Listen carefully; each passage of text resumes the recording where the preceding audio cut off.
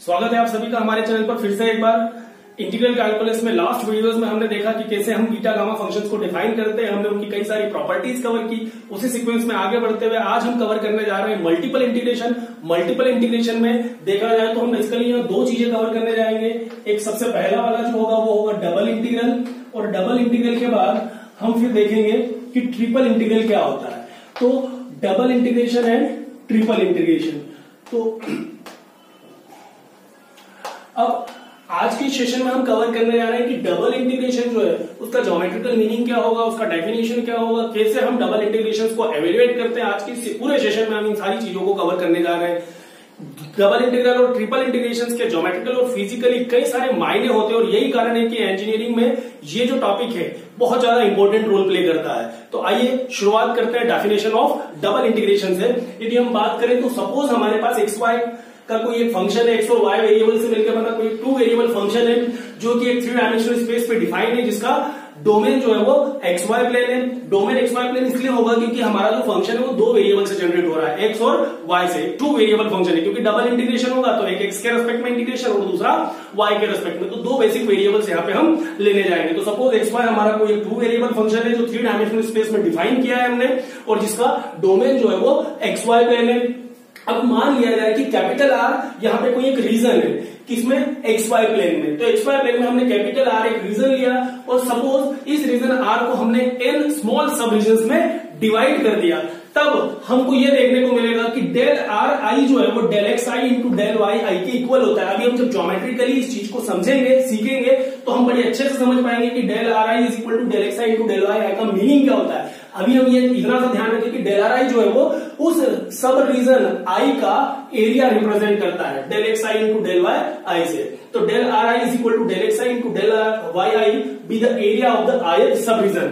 अब यदि ये सब सिचुएशंस यहाँ पे तय हो रही है तो इनके हिसाब से हम ये कह सकते हैं कि जो डबल इंटीग्रेशन है एफ ऑफ एक्स वाई का एक्स और वाई के रेस्पेक्ट में, उसको हम डिनोट करेंगे double integration over the region R F of x Y DX D Y, और उसको हम डिफाइन करेंगे limit n tends to infinity sigma I is equal to 1 to n F of X I into Y I into del x I into del Y I.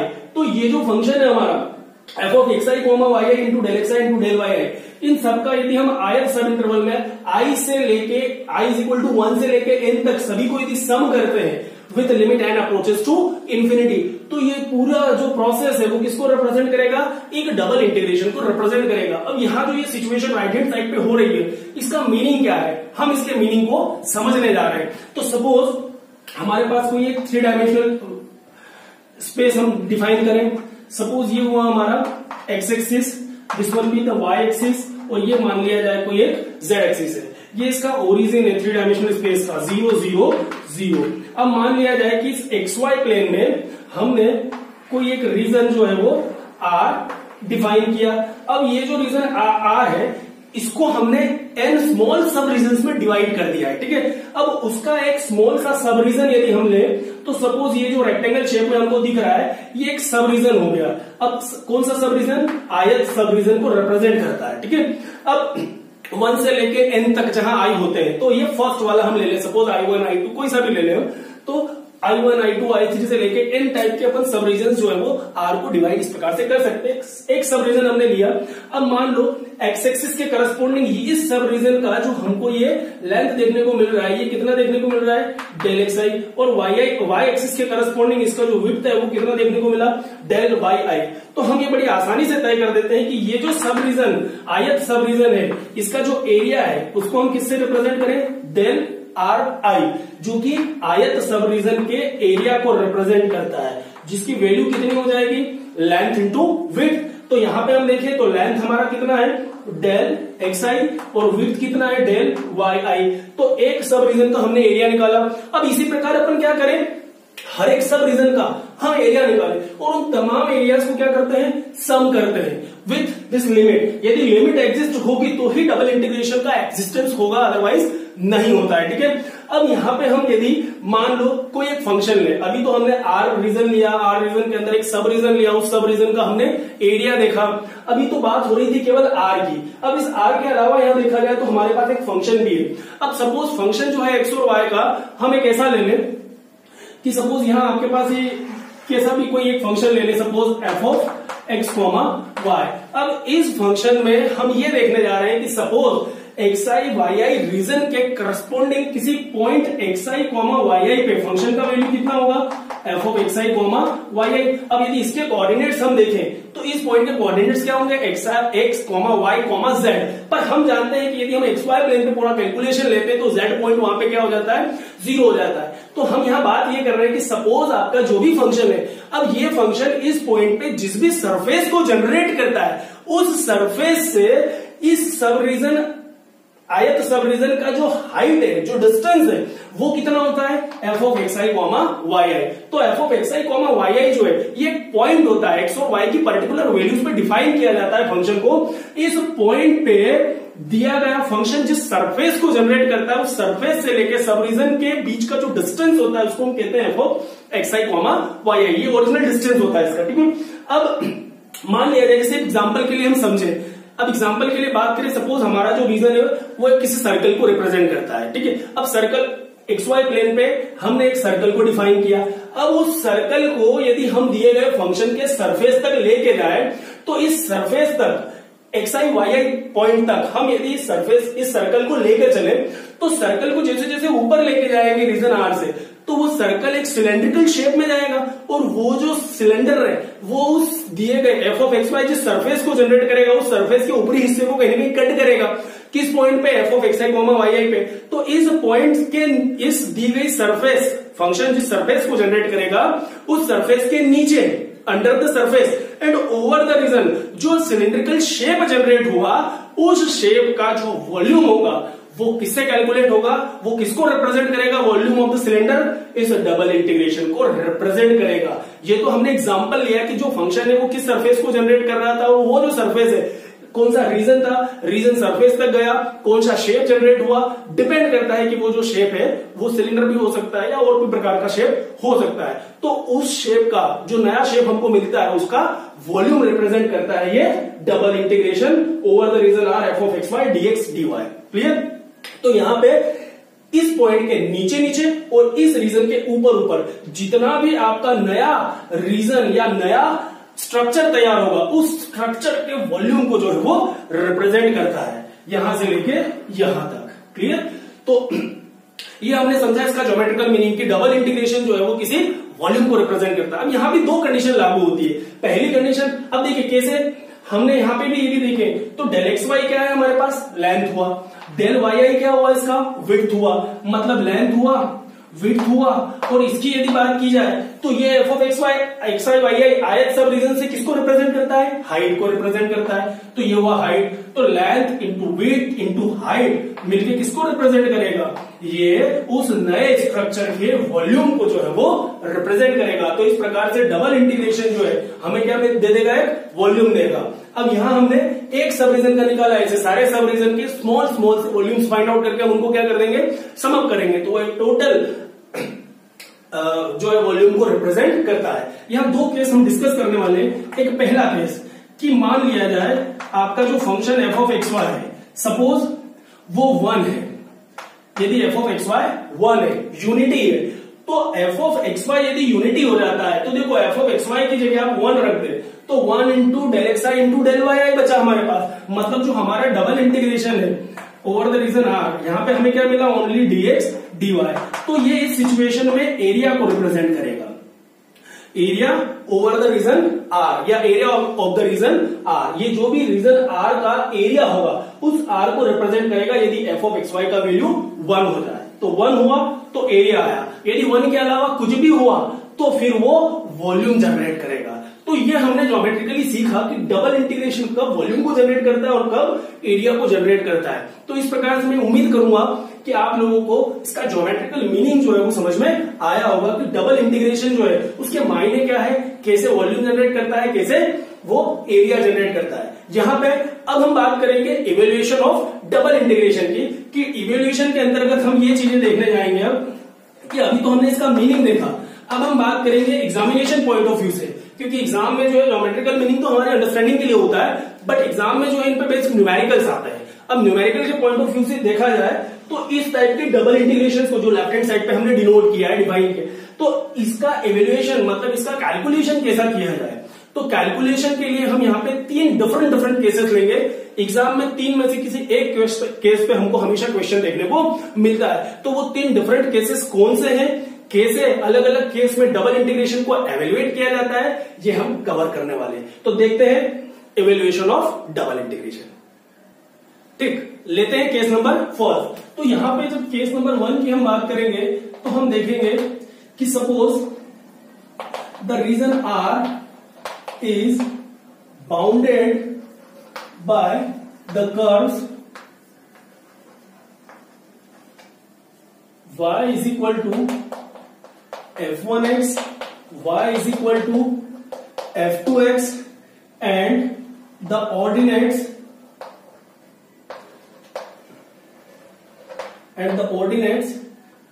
x is equal to a and x is equal to b। अब देखिए ये first case की हम बात कर रहे हैं कि जब हमारा जो रीजन R है वो कैसा बाउंडेड है। अब हम बात कर रहे हैं लिमिट की। अब देखिए यहाँ पे जब आप इवेल्युएशन ऑफ डबल इंटीग्रेशन की बात करते हो, इवेल्युएशन की जब हम बात करते हैं तो इवेल्युएशन में हमें सबसे इंपॉर्टेंट एक चीज ध्यान रखनी होती है, और वो चीज ये होती है कि हमारा जो कर्व है, जो हमारा रीजन R है वो कैसा है। अब रीजन R में भी हमारे पास जैसे हम मानते हैं कि डबल इंटीग्रल हमको एवेल्युएट करना है, double integral R f of x y dx dy। तो देखिए यहाँ पे 2 चीजें इंपॉर्टेंट होती है इस इंटीग्रल को सिंप्लीफाई करने के लिए, सॉल्व करने के लिए। एक तो ये कि दिए गए इंटीग्रल की लिमिट क्या है, और दूसरा इंपॉर्टेंट क्वेश्चन यहाँ पे ये आता है कि सब पहले हम x के लिए इंटीग्रेट करें या पहले y के लिए इंटीग्रेशन करें, उसका जो ऑर्डर है वो क्या होगा। तो ये दोनों चीजें हम 3 डिफरेंट केसेस के अंतर्गत आज सीखने वाले हैं, ठीक है ना, कि इंटीग्रेशन की लिमिट क्या है और किसको हम पहले फंक्शन को हम पहले x के लिए इंटीग्रेट करें या y के लिए इंटीग्रेट करें। तो केस नंबर 1 की यदि बात की जाए तो सपोज R एक बाउंडेड रीजन है। किस किस से बाउंडेड है, 2 डिफरेंट कर्व्स है, y is equal to f1x, y is equal to f2x, और 2 ऑर्डिनेट्स, 2 पॉइंट्स हमको दिए x is equal to a and x is equal to b से।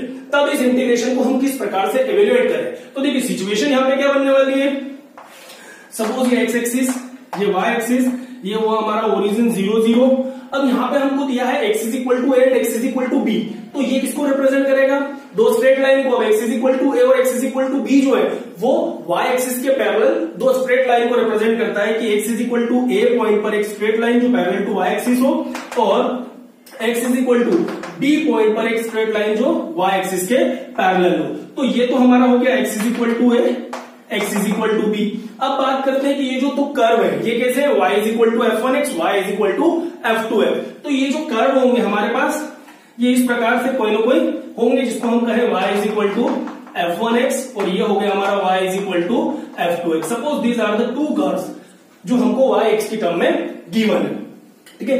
अब यहाँ पे देखिए ये जो हमारा रीजन है R वो क्या है, बाउंडेड है। किससे बाउंडेड है, इन दोनों कर्व और इन दोनों पॉइंट से। तो पॉइंट हम यदि देखें तो ये x is equal to a हुआ, ये x is equal to b हुआ, और यदि कर्व की बात यदि की जाए तो ये जो हमारे कर्व है ये यहां से लेके यहां तक चल रहे हैं।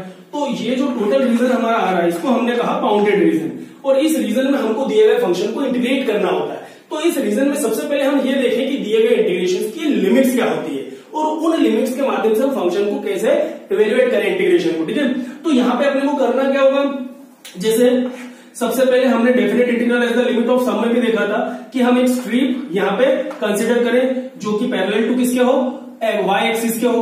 अब ये जो स्ट्रिप है, अब देखिए ये स्ट्रिप एरिया को रिप्रेजेंट करेंगे हम यहाँ से, ठीक है ना, कि कहां से कहां तक आप लेके जाते हैं। मतलब हम यहाँ से एरिया कवर करने जा रहे हैं, वो रीजन तय करने जा रहे हैं कि x कहां से कहां तक जा रहा है इस बाउंडेड रीजन में, और y कहां से कहां तक जा रहा है। तो x की यदि बात की जाए तो x तो देखिए इस पूरे बाउंडेड रीजन में यहां से लेके यहां तक, मतलब a से लेके b तक ही जा रहा है। x न तो a से पहले है न ही b के बाद में, मतलब x की लिमिट हमारे पास तय है a से लेके b तक। अब बात करते हैं y। तो देखिए y में हम यदि देखें तो x के b पॉइंट पर तो y आपका कहीं ना कहीं यहां पे आ रहा है। यदि b से थोड़ा आगे बढ़े यहाँ पे तो यहाँ पे y की वैल्यू चेंज हो गई, इस पॉइंट पे फिर y का वैल्यू चेंज हुआ, यदि और b पॉइंट पे आए तो y का वैल्यू फिर चेंज हो गया।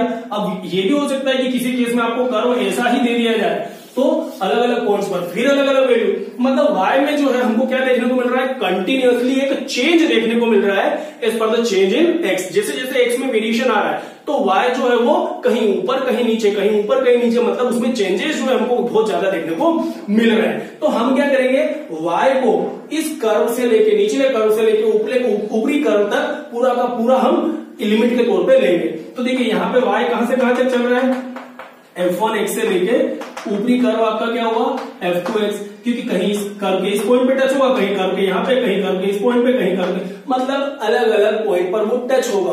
तो y जो है वो वेरिएबल के तौर पे हम लेने जा रहे हैं। तो y की लिमिट यदि हम यहाँ पे लेंगे तो y की कौन सी लिमिट लेंगे, वेरिएबल लिमिट लेंगे, और x की जो लिमिट होगी वो क्या होगी, a टू b, और y की जो लिमिट होगी वो होगी f1x से लेके f2x तक, यदि हमारा कर्व इस प्रकार से बाउंडेड है, and then f of xy and then dy into dx। अब देखिए ऑर्डर भी यहां से तय हो जाता है। हमें करना क्या होगा, हमेशा यदि हमारा x जो है वो पॉइंट टू पॉइंट वेरी कर रहा है, मतलब x की लिमिट यदि हमको कांस्टेंट गिवन है a से लेके b तक, सॉरी ये आएगा है ना, x की लिमिट यदि हमको a से b तक गिवन है, कांस्टेंट फॉर्म में गिवन है, तो वो लिमिट आएगी हमेशा बाहर की साइड में। और यदि y आपका कर्व टू कर्व चल रहा है, मतलब वेरिएबल लिमिट के फॉर्म में, कर्व टू कर्व में मतलब y x की टर्म में आ रहा है और x हमेशा वेरिएबल होता है, तो y यदि वेरिएबल फॉर्म में आया, मतलब कर्व टू कर्व मूव कर रहा है, तो y की लिमिट को हम पहले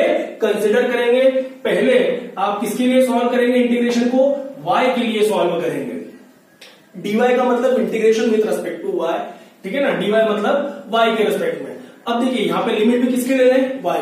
यदि y वेरिएबल फॉर्म में है तो पहले y की लिमिट को हम सॉल्व करें, तो यहां से देखिए क्या होगा, अब जो भी हमारा फंक्शन होगा x y का, इसको y के रेस्पेक्ट में इंटीग्रेट करेंगे, x को कांस्टेंट मानेंगे, तो जितने भी आपके फंक्शन होंगे इस लिमिट से y किसमें कन्वर्ट हुआ, x में कन्वर्ट हुआ, तो यहां से हमारा पूरा फंक्शन x में शिफ्ट हुआ।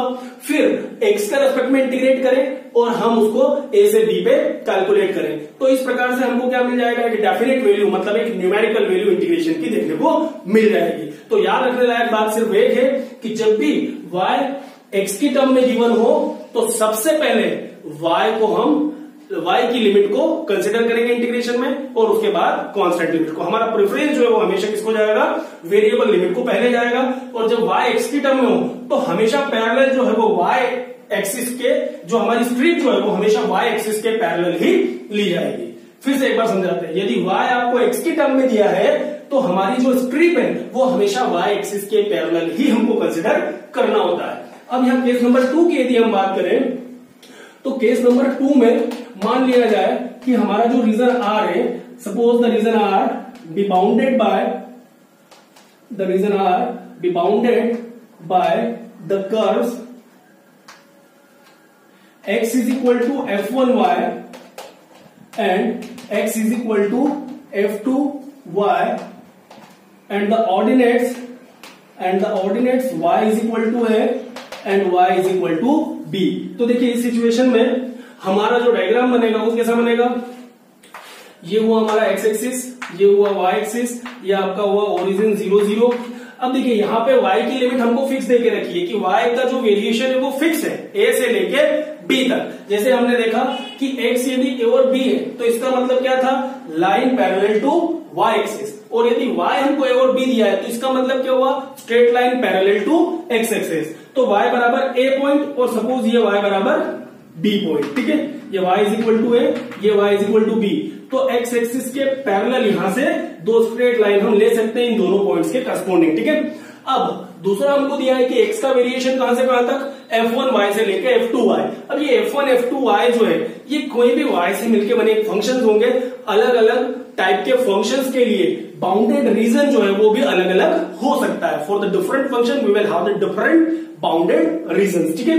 तो यहाँ पे यदि हम x is equal to f1y ले, x is equal to f2y ले, तो हमारा जो रीजन होगा वो सपोज इस प्रकार से आ जाएगा। ये हमने पहला लिया x is equal to f1y और दूसरा हमारा जो रीजन है वो x is equal to f2y। अब देखिए हमारा जो रीजन R है ये क्या हो गया, आपका रीजन R है पूरा, ये पूरा रीजन R हुआ। अब ये बाउंडेड किससे है, एक तो line y is equal to b से, y is equal to a से, और ये जो लेफ्ट साइड का कर्व है इसको हम क्या कह रहे हैं, x is equal to f1y, और इसको हमने कहा x is equal to f2y। समझने लायक बात ये है कि अब जब इस प्रकार का स्ट्रक्चर तैयार हुआ है तो जो स्ट्रिप है वो कैसी होगी, पैरेलल टू x एक्सिस या पैरेलल टू y एक्सिस।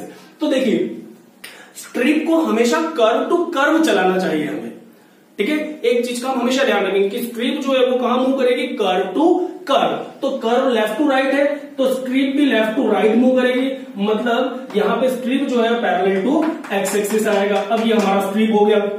अब देखिए एक्स की लिमिट कहां से कहां तक, लेफ्ट कर्व f1y से राइट कर्व f2y तक मूव करेगा। y की वैल्यू तो फिक्स है, a से लेकर b के बीच में ही आपका रीजन रहेगा, बट x जो है उसमें वेरिएशन है कि कहीं यहां पे आ रहा है, कहीं इधर अंदर जा रहा है, कहीं फिर बाहर आ रहा है, फिर अंदर जा रहा है। तो y के लिए हम बात करें, x की बात करें तो x जो है वो कहीं ना कहीं शिफ्ट हो रहा है, ठीक है ना। कहां से, f1y से लेके f2y तक। तो x की लिमिट हम लेंगे f1y से f2y, और जब x की वेरिएबल लिमिट आपको y की टर्म में गिवन हो तो स्ट्रिप जो है वो हमेशा पैरेलल टू x एक्सिस। यदि y की लिमिट x की टर्म में गिवन है तो स्ट्रिप हमेशा पैरेलल टू y एक्सिस। अब इस सिचुएशन में जो हमारा डबल इंटीग्रल r है f of xy dx dy, इसको हम कैसा लिख सकते हैं, integration y is equal to a to b integration x is equal to f1y to f2y f of xy dx dy। अब देखिए अभी भी हमने डिस्कस किया था कि वेरिएबल लिमिट को हम सबसे पहले सॉल्व करेंगे और फिर हम कांस्टेंट लिमिट पे आएंगे। तो वेरिएबल लिमिट किसकी है, x की। तो इंटीग्रेशन पहले किसके रेस्पेक्ट में हुआ, x के रेस्पेक्ट में। वेरिएबल लिमिट x की है तो इंटीग्रेशन पहले x के लिए। अब जो भी हमारा two variable function f of xy है, पहले आप x के लिए इंटीग्रेट करें, y को कांस्टेंट माने। यहां से लिमिट जो है आपकी x की, जितने भी x होंगे वो सब y में कन्वर्ट होंगे। y पहले से कांस्टेंट था तो कुल मिला के पूरा जो यहां से फंक्शन जनरेट होगा वो y का होगा। फिर उस y के फंक्शन को y के रेस्पेक्ट में इंटीग्रेट करें और y की लिमिट a टू b मतलब न्यूमेरिक फॉर्म में जो भी हमको वैल्यूज गिवन होगी उसको हम पुट करें तो हमें क्या देखने को मिलेगा, इसका जो आंसर है वो एक डेफिनेट वैल्यू या न्यूमेरिकल वैल्यू की तरफ लेकर जाएगा। तो इस प्रकार जब हमको x curve to curve given हो तो हम strip parallel to x axis लें और बड़ी आसानी से इंटीग्रेशन को सॉल्व करें। ऑर्डर की यदि बात की जाए तो फिर एक बार समझेंगे कि ऑर्डर जो है वेरिएबल लिमिट पहले, वेरिएबल लिमिट x की है तो x के रेस्पेक्ट में, वेरिएबल लिमिट यदि y की टर्म में है तो पहले इंटीग्रेशन को y के रेस्पेक्ट में किया जाएगा। एक और कर्व यहां पे एक और केस जनरेट होगा, लास्ट केस, केस नंबर 3। बहुत सिंपल सा केस है, केस नंबर 3। अब यदि केस नंबर 3 की बात की जाए तो मान लो यहां पे हमको जो double integral over the region r f of xy dx dy जो है, अब यहां मान लिया जाए कि जो रीजन r है वो x और y की कांस्टेंट लिमिट से बाउंडेड है, कि suppose the region r is bounded by x is equal to a, x is equal to b, y is equal to c and y is equal to d। Suppose सारे constant term से bounded है तो हमारा जो double integration है देखो वो क्या हो जाएगा, x is equal to, suppose हमको ये कुछ नहीं दिया है, कभी ऐसा दे दिया जाए a to b c to d।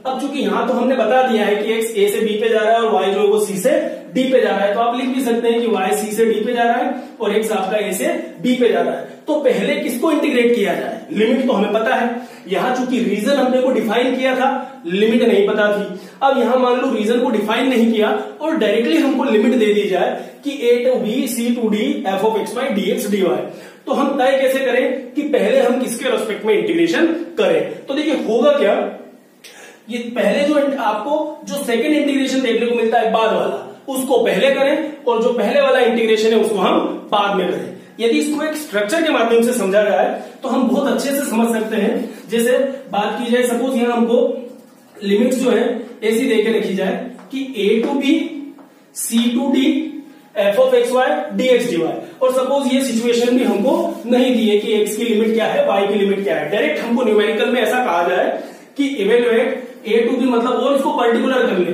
0 to 1 और यहां कह दिया जाए 1 टू 2, और सपोज f ऑफ xy की जगह आपको xy का कोई भी एक फंक्शन दे दिया जाए x square plus y square और dx dy। अब आप क्या तय करेंगे कि पहले हम x के लिए इंटीग्रेट करें या y के लिए इंटीग्रेशन करें। तो आपको करना कुछ नहीं है, पहला इंटीग्रल छोड़ा, लास्ट का वेरिएबल छोड़ा और बचे हुए का अपन ने बॉक्स बना दिया। तो देखिए यहां पे ये तय हो जाता है, अंदर dx है तो पहले x के लिए इंटीग्रेशन करो, तो ये लिमिट किसकी बन जाएगी, x की। अब इसको आप पहले x के लिए सॉल्व करें इंटीग्रेशन को, y को कांस्टेंट मानते हुए जो वैल्यू आएगी उसको y के लिए इंटीग्रेट करें, बाहर की लिमिट जो है वो फिर y की बन जाएगी। अब यही यदि इंटीग्रेशन ऐसा होता 0 to 1, 1 to 2 f of x y dy dx, और हमसे कहा जाता कि ये इंटीग्रेशन सॉल्व करें, तो अपने को कुछ नहीं करना है। जब दोनों लिमिट कांस्टेंट फॉर्म में हो तो बॉक्स का पैटर्न अपने को याद रखना है, पहला छोड़ा लास्ट छोड़ा, बॉक्स बनाया। अब हम क्या देख रहे हैं कि जो बॉक्स के अंदर है पहले क्या आया dy, तो ये लिमिट हो गई y की, तो जो बची हुई है वो फिर किसकी होगी, x की। तो इस प्रकार अंदर वाली लिमिट y की हुई, f of x y को y के रेस्पेक्ट में इंटीग्रेट करें, x को कांस्टेंट माने, तो यहां से हमको क्या मिलेगा, एक y के रेस्पेक्ट में इंटीग्रेशन होगा, x कांस्टेंट हुआ, लिमिट रखा तो हमको पूरा x का एक फंक्शन जनरेट हुआ, उसको फिर x के लिए इंटीग्रेट किया, डेफिनेट वैल्यू रखा, हमको एक न्यूमेरिकल वैल्यू मिल जाएगी। तो कांस्टेंट लिमिट जब भी आए तो हमें बॉक्स का पैटर्न याद रखना है, पहला छोड़े लास्ट छोड़े, बीच का जो भी dx तो x की लिमिट, dy तो y की लिमिट, जो पहले दिया होगा उसके हिसाब से हम काम करेंगे। तो उम्मीद करूंगा आपको तीनों केस जो है वो समझ में आए होंगे कि जब हमारी कांस्टेंट लिमिट हो तो कैसा करना, वेरिएबल लिमिट हो तो कैसा करना, और एक थर्ड केस, एक नया केस भी यहां पे आएगा कि जब हमारा रीजन जो है वो अलग अलग कर्व से बाउंडेड है, तो बाउंडेड रीजन का भी हम बड़ी आसानी से डबल इंटीग्रेशन जो है वो एवेल्युएट कर सकते हैं। नेक्स्ट वीडियो में हम कवर करने जाएंगे केस नंबर 3। सबसे पहले हम कांस्टेंट लिमिट पे इंटीग्रेशन को सॉल्व करेंगे, फिर केस नंबर 1 और 2 पे भी हम इंटीग्रेशन को सॉल्व करेंगे। मतलब हम इजीएस्ट से हार्डर की तरफ बढ़ते हुए जाएंगे। पहले हम सिंपल पार्ट सीखेंगे कि कैसे कांस्टेंट लिमिट को सॉल्व किया जाता है, फिर हम वेरिएबल लिमिट्स पे आएंगे, और फिर वेरिएबल लिमिट के बाद हम आएंगे बाउंडेड रीजन पे। जब हमको दोनों कांस्टेंट लिमिट दी हो, पहला केस, दूसरा एक लिमिट कांस्टेंट हो, दूसरा वेरिएबल लिमिट हो, केस नंबर 2, और थर्ड आएगा बाउंडेड रीजन कि कैसे बाउंडेड रीजन के केस में हम डबल इंटीग्रेशन को एवेल्युएट करते हैं। फिर हम देखेंगे आगे के वीडियोस में कि एरिया जो है डबल इंटीग्रेशन के माध्यम से कैसा एवेल्युएट किया जाता है, ट्रिपल इंटीग्रेशन क्या है, एक एक चीजें हम सिक्वेंशियली कवर करते जाएंगे। उम्मीद करेंगे आपको आज का टॉपिक समझ में आया होगा। फ्रेंड्स, यदि आपको टॉपिक समझ में आया है तो प्लीज आप वीडियो को लाइक करें, फ्रेंड्स के साथ शेयर करें और चैनल को सब्सक्राइब जरूर करें। Thank you very much, thanks for watching this video.